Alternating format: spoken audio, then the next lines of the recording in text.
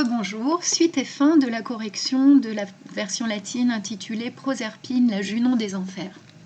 Nous avions traduit le début de la phrase At deae ira magna est, mais la colère de la déesse est grande, et il nous restait la fin à traduire Et aiowe filiam suam postulat. Donc si on regarde les couleurs, on se rend compte que de nouveau nous n'avons pas de vert et donc pas de sujet pour postulate. En revanche, nous avons son complément en bleu. Reste à savoir ce que l'on fera des petits mots qui restent. Il y avait là une petite difficulté. Contrairement à ce que je vous ai dit précédemment, c'est vrai que la plupart du temps, quand vous avez un verbe en rouge, sans l'expression d'un sujet, souvent il faut comprendre que c'est le même sujet que la phrase précédente. Or ici, ça pose un problème, parce que si on considère que c'est ira le sujet de postulate, on se retrouve avec la colère demande ou réclame sa fille. Et donc forcément, ça ne marche pas. Ici, en fait, il faut deviner que le sujet de postulate est Cérès. En fait, c'est plus le Déae, en fait, la présence de la déesse évoquée dans le début de la phrase, qui est à transformer en sujet de postulate. Là, il y avait une réelle difficulté. Donc, du coup, le pronom personnel à rajouter n'est pas il, mais elle, pour désigner Cérès, la déesse. La colère de la déesse est grande, et elle, postulate, réclame, filiam suam, sa fille. Alors vous allez me dire, bah oui, mais alors déjà, pouvez-vous dire, c'est pas sa fille, c'est fille ça, donc ce qui est déjà plus compliqué.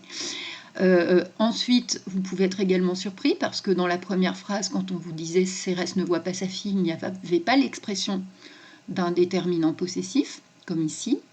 En fait, c'est un petit peu plus compliqué que ça.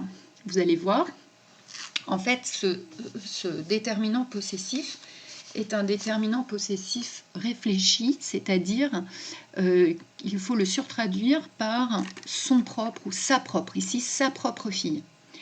Et pour bien comprendre sa présence, il faut se rendre compte que Jupiter est également présent dans la phrase. Or, comme on l'a vu au début de la première vidéo, Proserpine est à la fois la fille de Cérès et la fille de Jupiter. Donc en fait, Cérès réclame sa fille à Jupiter, auprès de Jupiter. Elle réclame sa fille à Jupiter, et le « et » était là pour coordonner les deux parties de la phrase. Donc, et elle réclame sa propre fille à Jupiter. Donc il s'agit certes de sa propre fille à elle, mais aussi de la propre fille de Jupiter. Cela permet de comprendre aussi pourquoi elle a recours à l'intervention de Jupiter pour récupérer sa fille, car il n'est autre que le père de Proserpine. La phrase suivante était d'autant plus complexe qu'il s'agissait d'une phrase interrogative. Il y avait deux verbes en rouge, audit et vult, et les deux étaient coordonnés par sed. Vous vous rappelez, mewe donc ornicar, ce sont des conjonctions de coordination. Donc on va commencer par traduire la première partie jusqu'à audit. A priori, pas de problème, puisqu'on trouve nos trois couleurs, vert en premier, rouge en deuxième, bleu en troisième. Il est un pronom démonstratif masculin singulier. À ce titre, vous pouviez hésiter entre deux personnages, soit il s'agit de Pluton, soit il s'agit de Jupiter, mais comme il s'agit de l'action d'écouter, et que Cérès vient d'aller s'adresser à Jupiter pour récupérer sa fille, on peut en déduire qu'il les représente Jupiter. Il y a un autre indice, mais celui-ci, vous ne pouviez pas le deviner. Parmi tous les pronoms démonstratifs latins, il est celui qui permet de mettre en valeur un grand personnage. Or, Jupiter étant le roi des dieux, il est assez normal de le désigner par ce pronom démonstratif. Donc, il est celui-ci, ce grand dieu, audit, écoute, Kererem, Cérès. Mais attention, la phrase est interrogative. Et donc on peut imaginer soit de poser la question sous la forme « celui-ci, ce grand Dieu, écoute-t-il Cérès ?» ou bien « est-ce que ce grand Dieu écoute Cérès ?» Je vous propose « est-ce que celui-ci écoute Cérès ?» et vous allez comprendre le sens de la question avec la deuxième partie. Sed non in fratrem ingratus esse vult. Alors là, on avait un festival de couleurs, une sorte de feu d'artifice qui n'était pas là pour vous inquiéter. Mais de fait, ça n'était pas forcément évident parce qu'on avait du vert, du rouge. Le bleu ne comptait pas parce qu'il était complément d'une préposition et pas forcément COD du verbe. Et se posait un autre problème, c'est qu'on avait un verbe être là qui se baladait un peu tout seul et qui n'était pas en rouge mais en rose pour marquer sa forme à l'infinitif.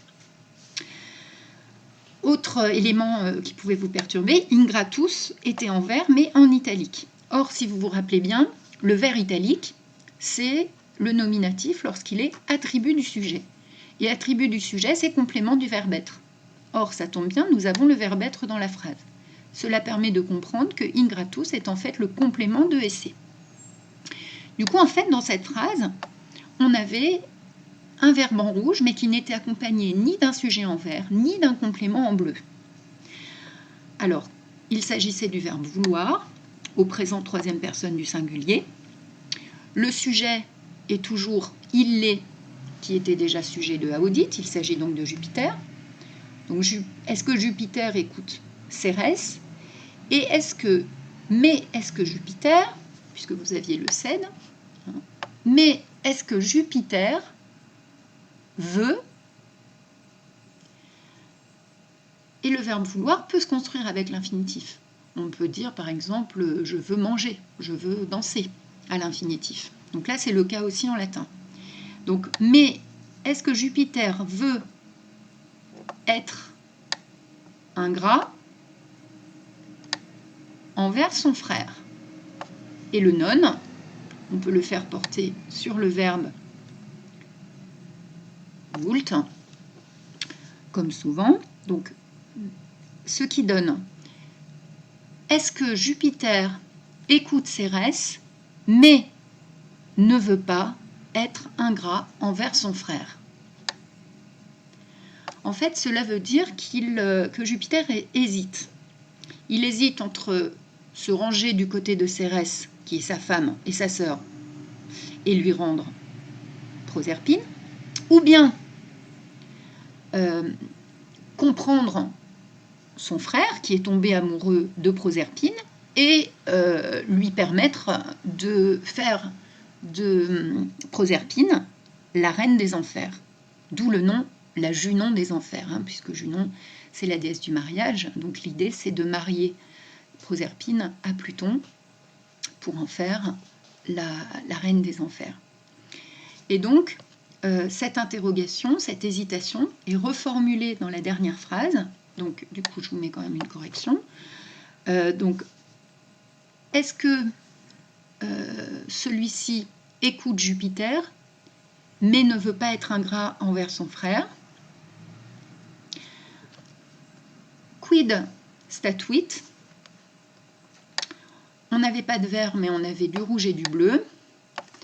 Comme on n'a pas de vert, on en déduit que c'est toujours le même sujet que dans les phrases précédentes, c'est-à-dire il est, c'est-à-dire Jupiter.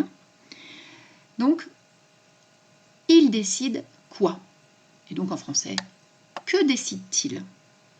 Alors, si vous connaissez un petit peu le mythe, l'histoire de Proserpine, vous savez sans doute que Jupiter va décider de donner raison, un petit peu de satisfaire à la fois Cérès, sa sœur, et Pluton, son frère.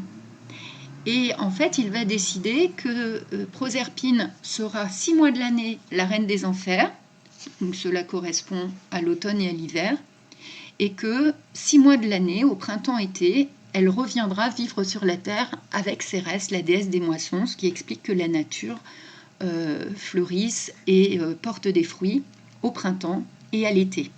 C'est le mythe qui permet d'expliquer chez les Romains le cycle des saisons. Voilà. Donc j'espère que vous avez pu comprendre notamment ces 2 dernières phrases qui n'étaient pas simples à comprendre.